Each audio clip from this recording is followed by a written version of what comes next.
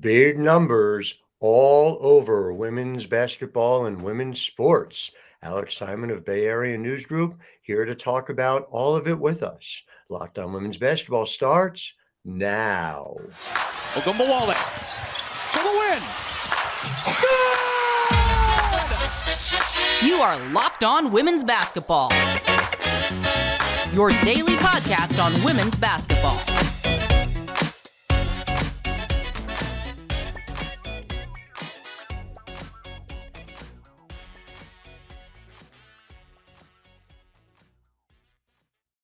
Well, a very happy Tuesday morning to you and welcome to Locked On Women's Basketball. I'm your host, Howard Megdal, thanking you for making us your first listen every day. You can subscribe at YouTube or wherever you get your podcasts. And of course, it isn't just me, it is the entire incredible team who covered the women's Final Four like you've never seen, who covers this sport every day.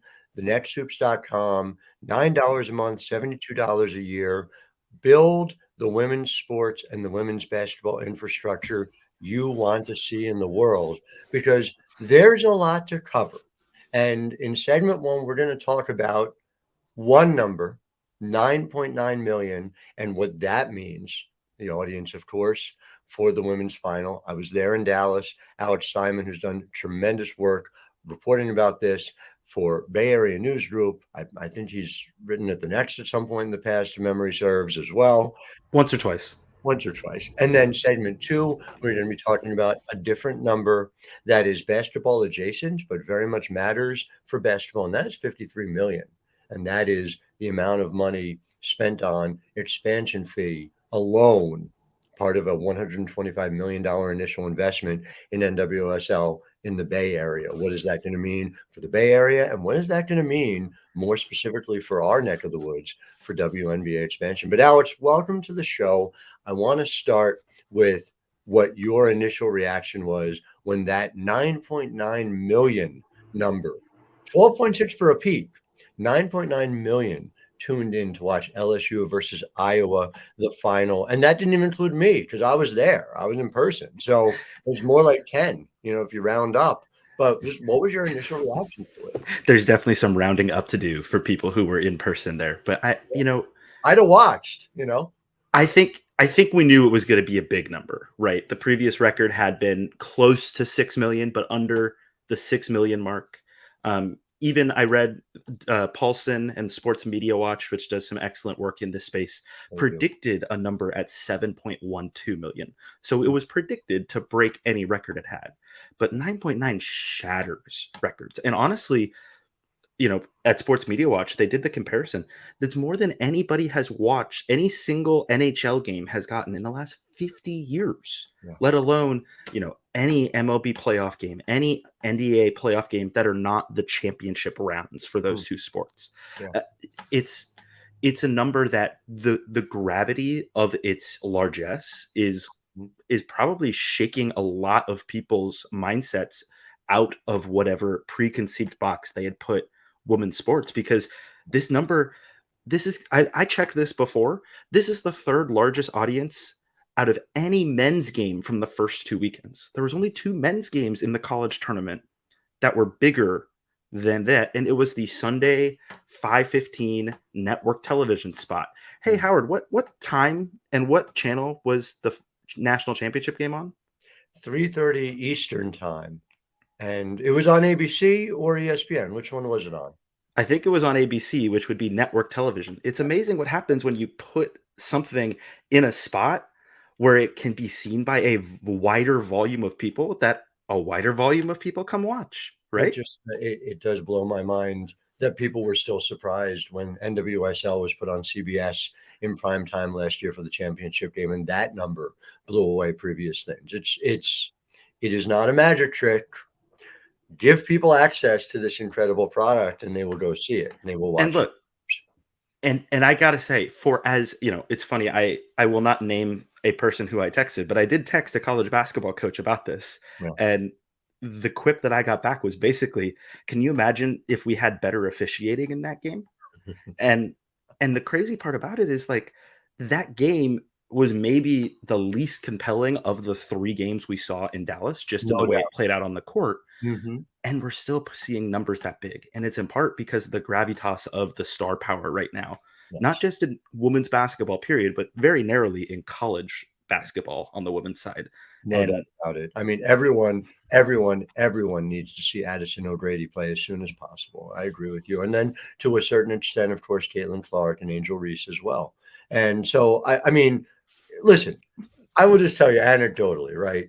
I had loads of people in my life who know I cover the game and who understand that in the abstract, but don't necessarily follow day to day, who are asking me not just like, who is Caitlin Clark, but like very specific things about like, how does she they compare? already know who Caitlin Clark is, and Correct. they're asking you the second level question, And not it was who, but what. it was just such a beautiful thing to see. And so I did. I loved it.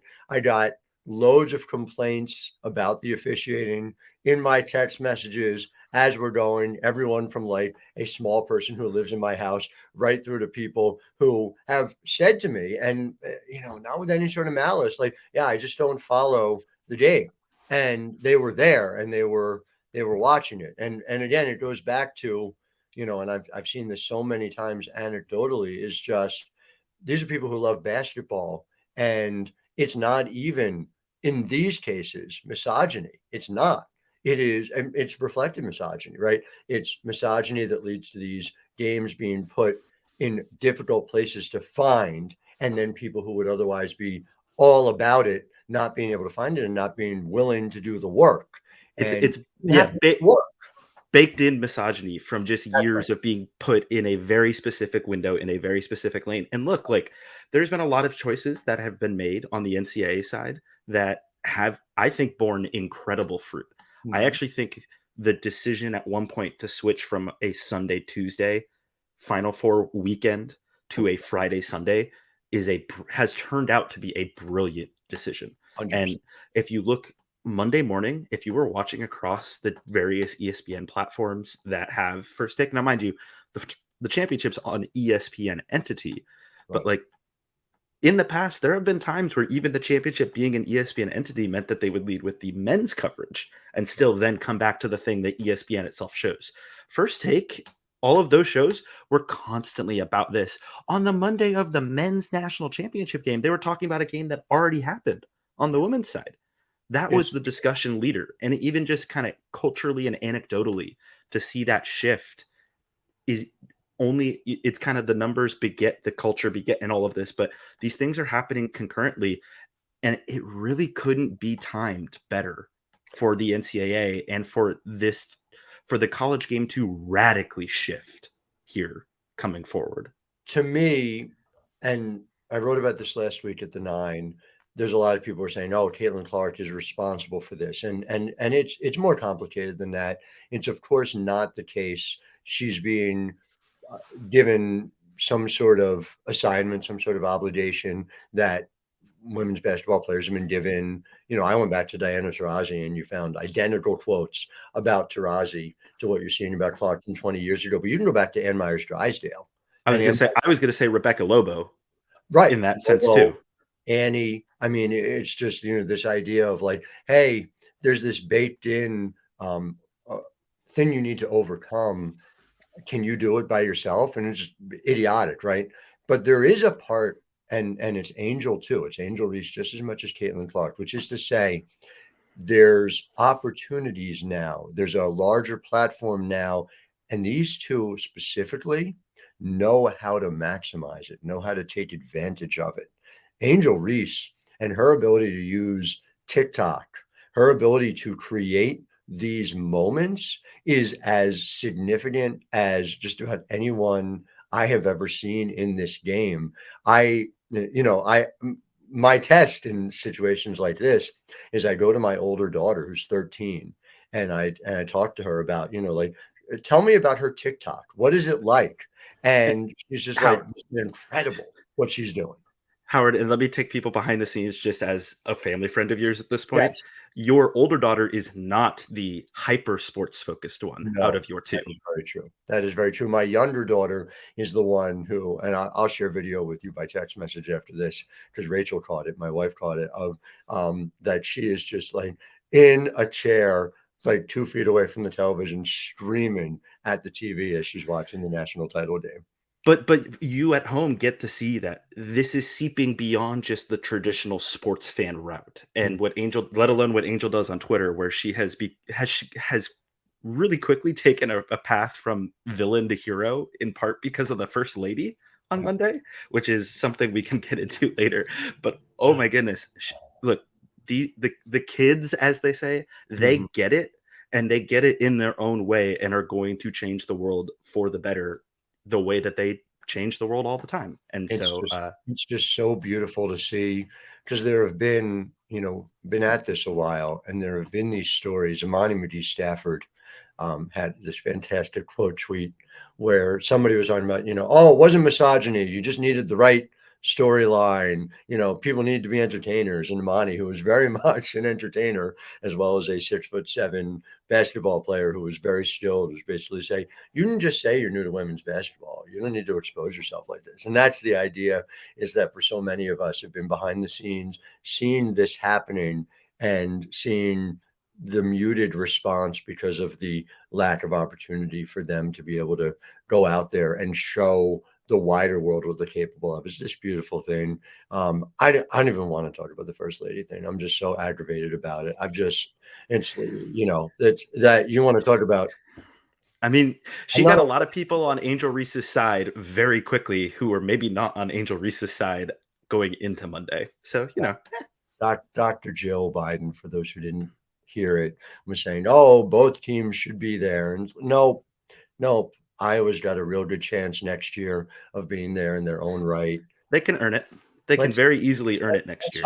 let's honor the champs, shall we? And To the victor go the spoils, I that believe is is the correct. Hopefully phrase. not the McDonald's this time around. But before we get to the second number, which is 53 million, I do want to talk to you guys about a new sponsor we have here called GameTime. GameTime's URL is gametime.co, but you can also just go and get the app GameTime. And buying tickets to your favorite events should not be stressful. GameTime is the fast and easy way to buy tickets for all the sports, music, comedy, and theater near you. I live in a house with a Taylor Swift super fan who was very upset about how difficult it was to get those tickets. Of course, we are on a regular basis trying to get the family to Mets games, to Liberty games. And so I'm excited that Game Time is here. I understand, Alex, that you have some experience with Game Time as well. Can you tell me about it? I've used GameTime for over 5 years, actually, Mhm. and it, to me, is without question, out of all of the ticket purchasing apps that you can have, GameTime is the one that has the easiest user experience. It shows you literally what the view looks like from your seat when you Mhm. go into the app to kind of see, hey, if I purchase a seat, this is what my view is going to look like at the venue for this baseball game, whatever. I, I, I I am a personal fan of the Game Time app, and it is where I go to first out of all of the ticketing websites and apps if I'm looking to purchase a ticket. You can do it day of the game, which is amazing. And game time guarantee even means you'll get the best price too. If you find tickets in the same section and row for less elsewhere, game time will credit you 110% of the difference. So download the Game Time app, create an account, and use the code Locked On NBA for $20 off your first purchase. Again, create the account, redeem the code Locked On NBA for $20 off. Download Game Time today. Last minute tickets, lowest price guaranteed. Yesterday's price is not today's price, is the thing that Angel Reese said when we were talking to her post game in Dallas. And the same clearly applies to the NWSL. And why are we talking about NWSL? It will become clear in a moment. No, they are not expanding into also playing basketball. But my favorite stat is that there have been 3 expansion teams recently added. And one of them locked in at yesterday's price, and that was the Utah Royals, right? And they did that about a year and a half ago, and it was $2 million. Alex, what was today's price? Not yesterday's price, today's price in the Bay Area, and a story you did wonderfully well over a Bay Area news group. Yeah, the new majority investor, Alan Waxman in Sixth Street, made it clear that the expansion fee that they had to pony up to join the NWSL was $53 million to just get in the league. They And are also going to invest significantly more. I think they said 35 to 50 million into building their own, what they called world-class training facility that'll be specific to that team. They're going to use a total of 125 million for the fee, the training facility, and the initial club infrastructure. They are doing it big, if you will, Howard.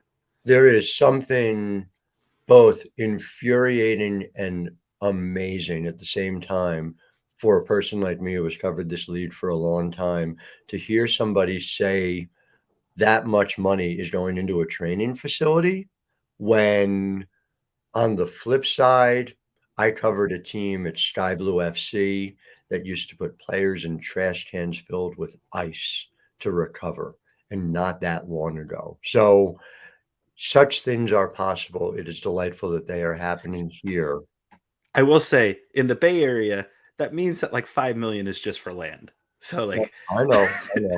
it maybe doesn't go as far as it could in other parts of the country, but it's True. certainly we've kind of had a report from the Wall Street Journal back in January that was going to take this that kind of was the point where we knew this might be coming, but to see it happening and to see how much everything here with this team is there, especially because of the again, the same type of moment of opportunity that right now is the NWSL is at the end of a 3-year television deal That's right. after this current season.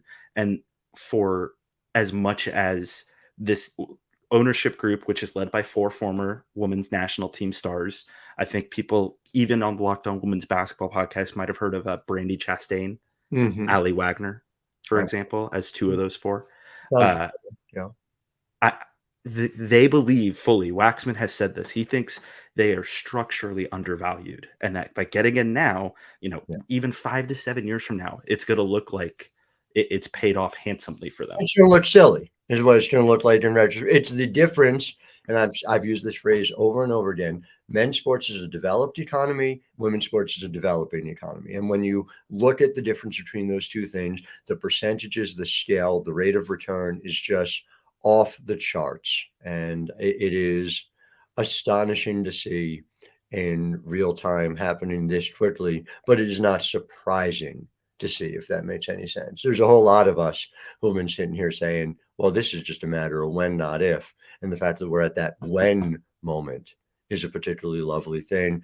I do want to talk to you a little bit about what this specifically means for this market and in general the WNBA. And to give our listeners a little bit of context, the WNBA was talking a big game about having a team by the end of 2022, having an expansion team by the end of 2022. And we know that there's not just one, but multiple ownership opportunities in the Bay Area. The Bay Area makes sense for so many different reasons.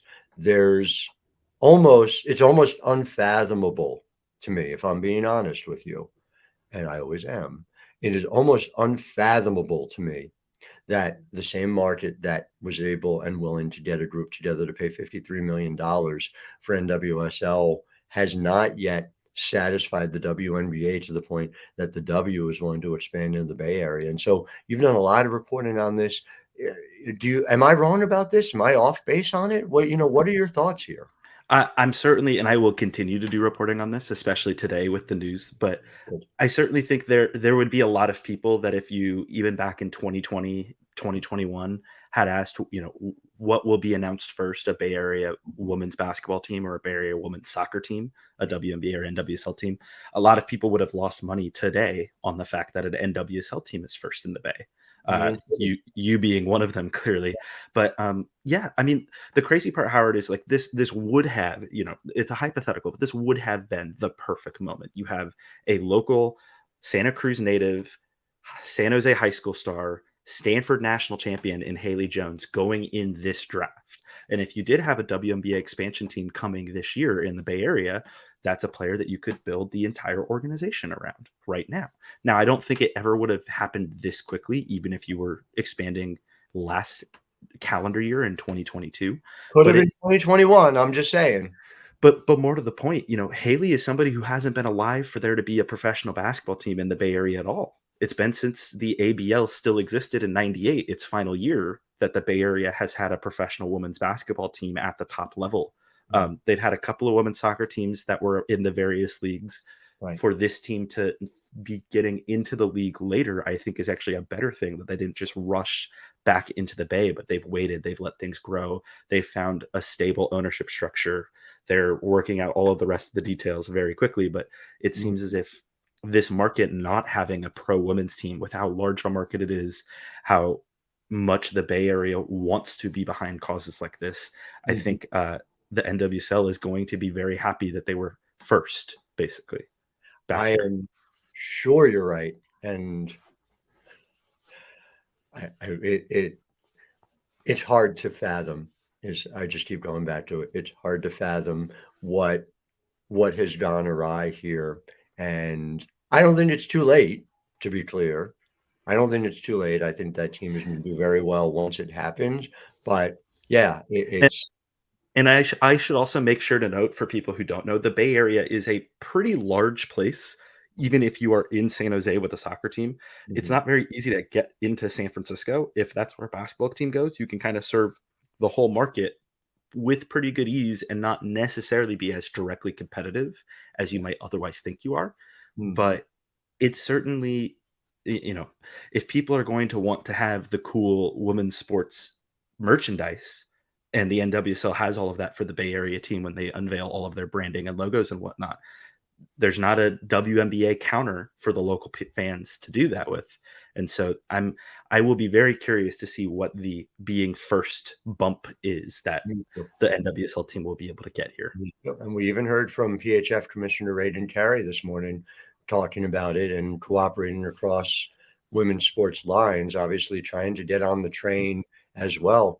Train is leaving the station if, as Angel Reese once said, that yesterday's price is not today's price. Today's price is not tomorrow's price. So it's going to be very interesting to see what happens. There is a direct tie-in to the 9.9 million, to circle back to that audience I want to talk to you about in a second. And it relates directly to the price of what's coming up in women's college basketball.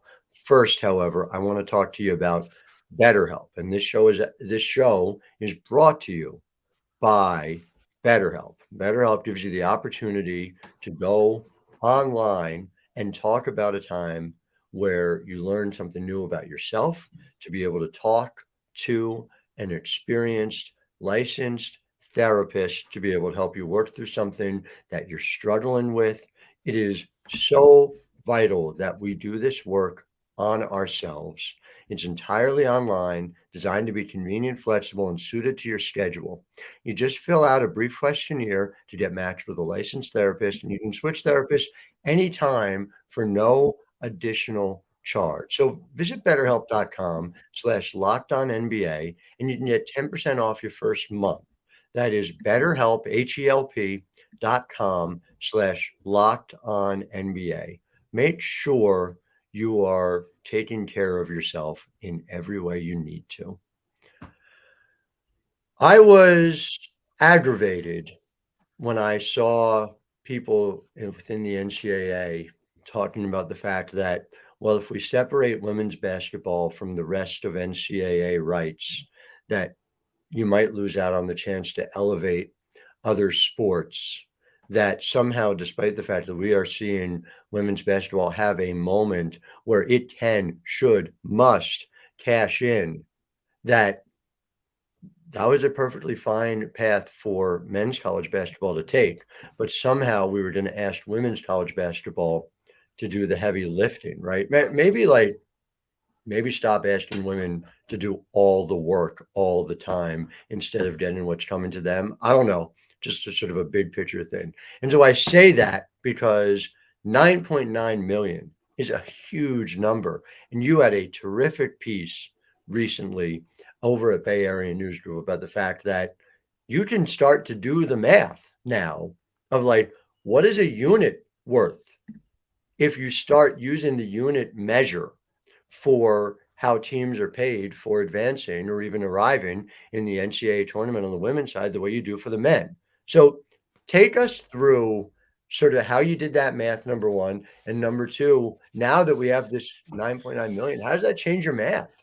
Well, I definitely will get to that second point because it does change the math. But basically, when the Kaplan report came out after the 2021 gender equity review, they put at least, a various amounts of here's our projections for what the women's side could get if it was sold as its own entity, which was significantly more than the 34 million a year that ESPN pays for the whole non-football, non-men's basketball sum Right. of Division One top level athletics. Mhm. So if you break it out, I used the estimate that was the high end of the one Kaplan estimate, which was 112 million. Yeah. And effectively on the men's side, with their number, which is I think 867.5 million, Mhm. which they deserve. We should be clear. The ratings do bear out. They deserve that. The No, ratings no on the one's women's, mad that the yeah. men's basketball gets what it gets. No one. But they create a basketball performance fund that rewards teams for making the tournament and winning games. It's basically you get a unit for each game you play in the NCAA tournament up to the national championship game. So if Mhm. we brought that exact same model to the women, on the men's side, a unit is worth 338,211. Okay. And I basically just duplicated the math from the men's side. And the women's unit using the high end estimation, which was 112 million, is Mhm. 43,655, Mhm. which, you know, is not insignificant, is what I had from somebody say. In fact, Tara Vanderveer is quoted in my story saying, "That's significant, don't you think?" Mhm. Mhm.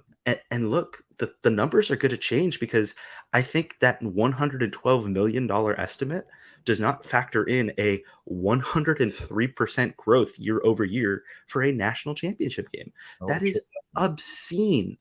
And that has, I mean, if I'm Charlie Baker, the new president of the NCAA, if I wasn't already thinking about doing this, like I almost don't have a choice at this point because that number, like you will handcuff the women's basketball the way that you have been if right. you don't break it out separate. And you might be able to, I mean, I don't know this with certainty, but like 150 million a year, Mhm. 200 million a year.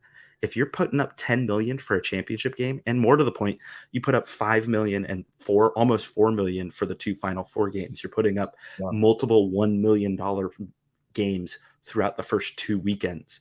I think it was what 2.499, so 2.5 million for Iowa Louisville's Elite Eight game. If you're putting these up, that's the exact thing that gets the men's side into the near $1 billion a year. Correct. I don't think the woman. I think this number is going to maybe come. Like it wouldn't shock me, I guess, to see that number double from the initial estimate because And of the growth like you said, there's a growth opportunity here and beyond that just what we've seen. and that turns your unit into $100,000 dollars rather than 43 if you just And, do the and back of the napkin. And the way that they pay out the units basically is it gets paid to each conference, and the conference has a little bit of choice as to how they do it, but most conferences just split the unit evenly. A unit is paid out. You get whatever unit you get that amount of money each year for 6 years at Mhm. the unit value. So I used the 2021 Pac-12's performance when they had two teams in the national championship game, and basically down math from there. One unit, 6 years, this many units, which I think was 18. Mhm. Each school took home almost $400,000 based off of one single tournament's performance. But if that number, like you said, that number is based off of a unit measurement in the mid 40,000 range. If that unit measurement is like 80,000, just keep doubling it. There is all sorts of opportunity here. And yeah, I have to imagine that, you know, the timing, I want to keep saying this, the timing for this to happen could not be better for women's basketball because of the fact that they are in the window this summer where the NCAA probably will arrange its next media deal, and it's time to capitalize. What did Angel Reese say? I think it's something about changing prices. That's right. That's right. The wisdom of Angel Reese. Well, Alex Simon, Bay Area News Group, friend of family and podcast alike. Always great to see you. Appreciate all your wisdom on this. To our listeners, we will be joined tomorrow by the great Gabriella Lewis talking about LSU's championship, the SEC writ large, and the 23 stories she wrote in March. And I am looking forward to all of that. Thank you to everyone for listening to Locked On Women's Basketball and making it your first listen today. Now make your second listen. There's not just women's sports in the Bay Area, but there is a men's league. I've gotten a lot of people talking to me about, oh my God, there's no basketball now that the national championship is done until May 19th when the WNBA starts. And I will be honest with you, those people are a little short-sighted, right? Who are just, they're missing an entire side of the sport. Alex, it's called the NBA. Do I have that right? The National Basketball Association? Yeah, even once you get past the draft on Monday, since, the draft is the long off season for so many of these college players. But yeah, there's a men's NBA that kind of plays basketball and will have their playoffs starting soon. So I would encourage you, if you love the game, you have an opportunity to fill a little time between now and May 19th, when you can obviously turn your full attention back to the WNBA. It's called Game to Game NBA. Okay, I always want to make sure I'm pronouncing that right. Every moment, every top performance, every result. Locked On Game to Game covers every game from across the NBA with local analysis that only Locked On can deliver. Follow Game to Game on Locked On NBA, available on the Odyssey app, YouTube, and wherever you get podcasts. There's a guy who I hear keeps getting Caitlin Clark comparisons, who plays in the Bay Area. Stephen Curry, is it Stephen Curry? Am I saying? Stephen Curry. Okay. And I hear he might just be the key to saving men's basketball. Is that true? He has done he's made quite the difference here in the Bay Area, to say the least. Oh, good for him. Good for him. He even and he even's got a sister who played college volleyball, if you didn't know. Fantastic all around. I'll have to look into the Steph Curry person more to get us through the basketball times until the W season starts. Thank you, Alex Simon. Thank you to our listeners. We'll be back with you tomorrow. We're with you every day. Until then, I am Howard Megdal, wishing you a wonderful Tuesday. Ogunbowale for the win. You are Locked On Women's Basketball, your daily podcast on women's basketball.